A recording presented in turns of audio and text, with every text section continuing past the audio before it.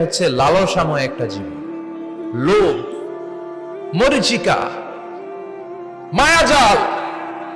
এই মায়াজালে আমরা আটকে আছি, ফলে মৃত্যুর কথা আমরা ভুলে গিয়েছি। পাগলের মতো ছুটছিট, আরো টাকা লাগবে, আরো খ্যাতি লাগবে, আরো যশ লাগবে, আরো দাপট লাগবে। আমার এত টাকা দিয়ে কি হবে? এত সম্পদ দিয়ে কি হবে? এত ব্যস্ততা দিয়ে কি হবে তোমার? স্টপ, থামুন, অনেক হয়েছে। আন্না, থামুন, take a rest, take a breath and think about death.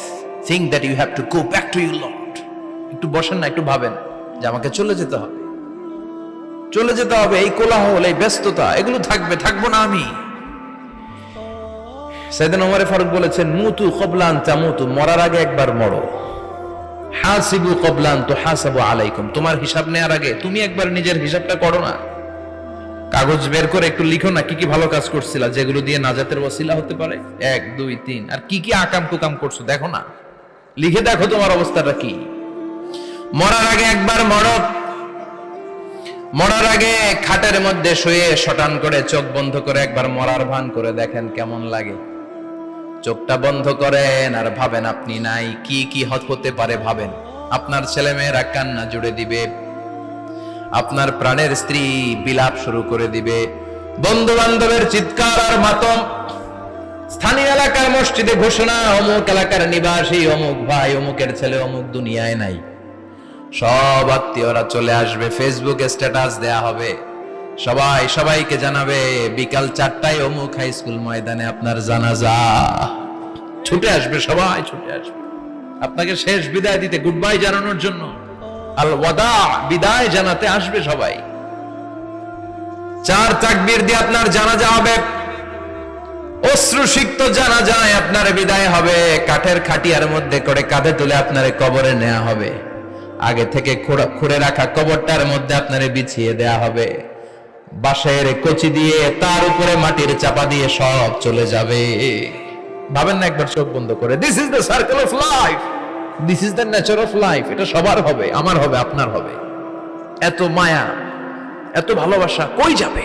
কেউ থাকবে না, সবাই আপনার অন্ধকার কবরে রেখে দিয়ে চলে আসবে। উপরে বাঁশের কঞ্চি, তার উপরে মাটির চাপা, অন্ধকার আর অন্ধকার। এই অন্ধকার যেন শেষ হতে চায় না, শুধুই অন্ধকার, ঠিক কিনা?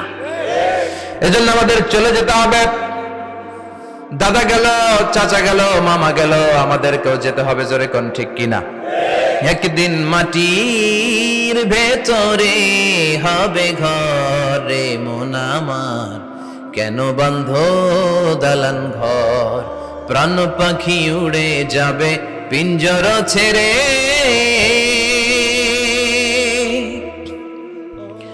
ধরা ধামে সবই রবে, তুমি যাবে চলে। বন্ধু বান্ধব যত, মাতা পিতা যারা সুত, সবই হবে তোমার পরে। মন আমার কেন বন্ধ দালান ঘর?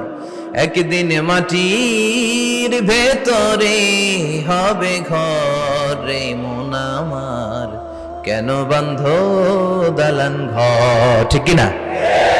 সব করে থাকবে, চলে যেতে হবে আমাদেরকে। এজন্য আখিরাতের কথা যেন আমাদের স্মরণ হয়। বিশ্বনবী বলতেন, নাহাইতুকুমান জিয়ারাতিল কবুর, আমি তোমাদেরকে কবর জিয়ারত করতে আগে নিষেধ করতাম, কিন্তু এখন নিষেধাজ্ঞা প্রত্যাহার করে নিলাম। এখন সব সময় তোমরা কবরের সামনে যাবা আর জিয়ারত করবা। কবরস্থানে জানতো বড়ুয়া কৃষ্ণপুরের এই গ্রামের কবরস্থান আছে কোন দিকে? পূর্ব দিকে আছে, গোখরার জলের ওদিকে। যান আপনারা, একটু যাবেন, একটু গেলে আখিরাতের কথাটা স্মরণ হবে।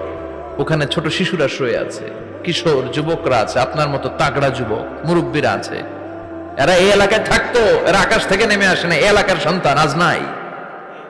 একটা সার্টেন পিরিয়ড শেষে আপনিও থাকবেন না। This is the nature of life, this is the circle of life. ছোট্ট শিশু হয়ে এসেছিলেন, শৈশব, কৈশোর, যৌবন, প্রৌঢ়ত্ব। আগে ছিলেন সিঙ্গেল, বিয়ে করে হয়ে গেলেন ডবল। এরপরে আল্লাহ আপনাকে একটা মেয়ে দিল, এরপরে মেয়েকে বিয়ে দিয়ে শ্বশুর হলেন, এরপরে ওই মেয়ের ঘরে সন্তান হতে নানা হলেন। আর কতদিন? অনেক দিন হলো তো, অনেক লম্বা সময় পেয়েছেন আপনি। Think about death. এবার যাওয়ার কথা ভাবেন। আখিরাতের সামানের কথা ভাবেন, ফিরে যেতে হবে। কি শক্তিশালী যুবক, বার্ধক্য চলে আসলে লাঠি ছাড়া চলতে পারে না। কুচকুচে কালো দাড়ি সাদা হয়ে যায়, দাড়ির শুভ্রতা, বয়সের ভার, রং ধরা যৌবন জং ধরে শেষ, ঠিক কিনা? This is the circle of life. যুবক ভাইরা, এটাই জীবন, চলে যেতে হবে, কেউ থাকতে পারবে না, ঠিক কিনা? এটা রিমাইন্ডার আল্লাহ এই সূরার ভেতরে দিয়েছেন যে তোমাদেরকে ফিরে যেতে হবে, এই লোভ লালসা ছেড়ে দাও। রব্বুল আলামিন বলেন, আলহাকুমুত তাকাসুর হাত্তা যুরতুমুল মাকাবির। ও গোলাম, দুনিয়ার সম্পদ, লোভ লালসা তোদেরকে পাগল বানিয়ে দিয়েছে। এই লোভ পাগলামি কোনোদিন তোদের থামবে না যতদিন না তোরা কবরে ঢুকবি, ঠিক কিনা? কার কথা? আল্লাহ বললেন, দুনিয়ার সম্পদ আর লোভ আর মোহে তোমরা গাফেল হয়ে গিয়েছো, আখিরাতের কথা বেমালুম তোমরা ভুলে গিয়েছো। কিন্তু আখিরাতে তোমাদের যেতেই হবে, কবরের বাড়িতে তোমাদের ঢুকতেই হবে, ঠিক কিনা? যেতেই হবে, আমরা ভুলে যাই। আলহাকুমুত তাকাসুর, অতিরিক্ত পাওয়ার লোভ, বেশি বেশি খাওয়ার লোভ, বেশি বেশি জমানোর লোভ মানুষকে গাফেল বানিয়ে দিয়েছে। এটা মানুষের স্বভাব, আরো চাই আরো চাই, এই স্বভাবটা আছে না নাই? দেখবেন ছোট বাচ্চারা মসজিদের দোয়া অনুষ্ঠান শেষে জিলাপি দেয় না? বড় কৃষ্ণপুর কি দেয়? আগে বাতাসা দিত না, এখন কি দেয়? জিলাপি দেয়, মিষ্টি দেয়।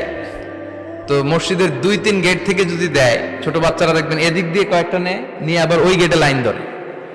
ওর হাত হলো ছোট হাত, ওর হাত ভর্তি জিলাপি, আর নেওয়ার জায়গা না, এরপর আরেক জায়গায় লাইন ধরছে, আরো লাগবে আরো লাগবে, এই আরো আরো আরো চাই, এই স্বভাবটাই মানুষকে কুড়ে কুড়ে শেষ করে দিয়েছে। এত লাগবে কেন তোমার? চাহিদার কোনো শেষ নাই, unlimited demand of human being. যার আছে বেশি তার চাই বেশি, যার সাইকেল আছে তার হোন্ডা চাই, হোন্ডা আছে তো প্রাইভেট কার চাই, প্রাইভেট কার আছে তো প্লেন চাই, প্লেন আছে তো হেলিকপ্টার চাই, হেলিকপ্টার আছে তো ওইটা চাই, ওইটা আছে তো সেটা চাই, ঠিক কিনা? এলাকার মেম্বার যে হয়েছে চেয়ারম্যান হতে চায়, আছে না নাই? চেয়ারম্যান সাহেব এমপি হতে চায়, আছে না নাই? এমপি সাহেব মন্ত্রী হতে চায়, আছে না নাই? মন্ত্রী সাহেব প্রধানমন্ত্রী হতে চায়, আছে না নাই? কিন্তু এই দেশে সুযোগ নাই, কথা কন। এই দেশে প্রধানমন্ত্রী সিলেক্টেড, 2-3 জনের বাইরে কেউ প্রধানমন্ত্রী হইতে পারবি না, ঠিক কিনা? আমার এই জীবনে তো আমি 2-3 জনই দেখলাম। বেগম খালেদা জিয়া, মাননীয় প্রধানমন্ত্রী শেখ হাসিনার ছোট্টবেলা দেখেছি এরশাদকে, আমরা তখন ছোট। তো মানুষের চাহিদার কোনো শেষ নাই, যার আছে বেশি তার চাই বেশি। এজন্য বিষ্ণু বলেছেন, উনজুরু ইলা মান হুয়া আসফালা মিন, তোমার চেয়ে যে খারাপ আছে ওর দিকে তাকাও। ওয়ালা তানজুর মান হুয়া আ'লা মিন, তোমার চেয়ে যে ভালো আছে ওর দিকে তাকায়ও না, তোমার চেয়ে যে খারাপ অবস্থানে আছে ওর দিকে তাকাও। অনেকে নিজের অবস্থান নিয়ে সুখী না, এরকম আছে না নাই? আল্লাহ আমার এটা দিল না রে, ওইটা দিল না রে, পাইলাম না রে, কিচ্ছু হয় না, কি করব জীবনে, হতাশ। আসলে আছে কিন্তু অনেক, কিন্তু শুকরিয়া নাই, ডাকাত, ঠিক কিনা? নিজের অবস্থান নিয়ে সুখী না, কিন্তু অনেক লোক আছে তারা আপনার অবস্থানে পৌঁছতে চায়। তাদের দিকে তাকিয়ে দেখেন, আপনি যে অবস্থানে আছেন এই অবস্থানে পৌঁছাটা অনেকের কাছে স্বপ্ন। তারা প্রতিনিয়ত সংগ্রাম আর স্ট্রাগল করে যাচ্ছে আপনার অবস্থানে পৌঁছতে, আর আপনি এটা নিয়ে সন্তুষ্ট না। শেখ সাদির নাম শুনেছেন? বালাগাল উলা কাশাফাত দুজা, এই কবিতাটার রচয়িতা, ইরানের বিখ্যাত এক কবি। উনি একবার আর্থিক সমস্যার মধ্যে দিয়ে সময় কাটাচ্ছেন, টাকা নাই, পয়সা নাই, পায়ে দেওয়ার মতো জুতা নাই। উনি খুব দুঃখ পেলেন, হায় রে, আমি ইরানের এত বড় কবি, আমার পায়ে দেওয়ার মতো জুতা নাই। দুঃখ ভরা মন নিয়ে রাস্তায় হাঁটতে বেরোলেন। হাঁটতে হাঁটতে হঠাৎ দেখলেন একটা লোক শুয়ে শুয়ে কাঁদছে, ওই লোকটার 2টা পাই নাই, পাই নাই। উনি সেজদায় পড়ে গেলেন, আল্লাহর কাছে ক্ষমা চাইলেন, আল্লাহ অনেক দিয়েছো, শুকর আলহামদুলিল্লাহ। এজন্য যেই পরিস্থিতিতেই থাকি না কেন আমরা কি পড়বো? জোরে বলেন, কি পড়বো? এজন্য কানাতু মিনাল ইসলাম, অল্পে তুষ্ট থাকার নাম হলো ইসলাম। সম্পদ লাগবে কিন্তু সম্পদের পাহাড় লাগবে না, ঠিক কিনা? অল্প খান, অল্প পড়েন, অল্প জামান, অল্পের ভেতরে বরকত ঢুকাইয়া দিছে কে? দেখবেন যাদের সম্পদ অল্প তারা সুখী বেশি। জরিপে এটা দেখা গিয়েছে, অনেক সার্ভেতে এটা এসেছে, যারা সম্পদশালী এরা দুঃখী বেশি। এদের দুঃখ বেশি, টেনশন বেশি, খুব স্বাভাবিক। টাকা যার বেশি, রোগ তার বেশি। টাকা যার বেশি, টেনশন তার বেশি। টাকা যার বেশি, ঘরে শান্তি তার কম। আছে না নাই? ঘরের ভেতরে অশান্তি, ছেলে কথা শোনে না, ছেলে টানে গাঞ্জা, মেয়ে করে পরকিয়া। আছে না নাই? স্ত্রী কথা শোনে না, ভালোবাসা নাই, ঘরটা জাহান্নামের টুকরা। রোগ বালাই, এক একটা হসপিটাল বিল পরিশোধ করতে মাসে 5 লাখ 10 লাখ। আছে না নাই?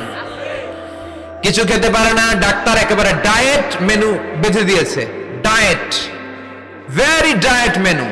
এটা এটা এটা এটা কিছুই খাবেন না, শুধু গরু খাবেন না, খাসি খাবেন না, চিংড়ি খাবেন না, খালি ঘাস খাবেন। ইচ্ছে মতো ঘাস খাবেন, মানে ঘাস জাতীয় যত আইটেম আছে সব খাবেন।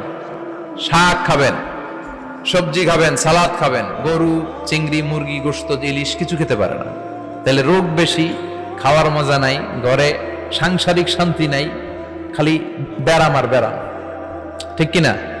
কিন্তু সম্পদের পাহাড় ঘটেছে।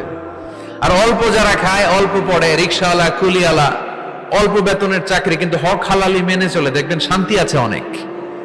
হ্যাঁ, বাসা ভাড়া দেয়, ফ্যামিলি চালায়, বাচ্চাদের স্কুল বিল, এরপরও মাস শেষে 1-2 হাজার টাকা হাতে থেকে যায়। আর ওর প্রতি মাসে 10 কোটি টাকা ইনকাম, তারপরও ব্যাংকের ঋণ আছে না নাই? সুখ কারে বলে? কিভাবে আপনি সুখকে ডিফাইন করবেন? সুখ তো টাকায় কিনা যায় না। শান্তি টাকা দিয়ে হয় না, শান্তি দেওয়ার মালিক কে? শান্তি আছে অল্প খেয়ে শুকর করার মধ্যে, শান্তি আছে আলহামদুলিল্লাহর মধ্যে। চিল্লায় বলেন ঠিক কিনা? এজন্য অল্প খাবো, অল্প পড়বো, অল্প জামাবো। অল্পের ভেতরে বরকত দিয়েছে কে? দেখেন, ধনী ভাইরা খেতে পারে না, কিন্তু রিক্সাওয়ালার কি সমস্যা হয়? রিক্সাওয়ালারা সব খেতে পারে। কুলিওয়ালা, দিন মজুর, এরা একেবারে স্লিম, সুঠাম দেহি, মেদহীন পেট, পেটে কোনো মেদ নাই, ভুড়ি নাই। আর কোটিপতিদের মেদ আছে না নাই? এত বড় বড় পেট। ঠিক কিনা? আমাদেরও পেট আছে, তবে হালাল পেট। এটা হারাম টাকা দিয়ে এই ভুড়ি বানাই নাই আমরা। ছেলে বলেন ঠিক কিনা? রিক্সাওয়ালা, কুলিওয়ালা নিজেও নামাজ পড়ে, বউ নামাজ পড়ে, বাচ্চাটাও নামাজ পড়ে, রিক্সা চালায় আর জিকির করে লা ইলাহা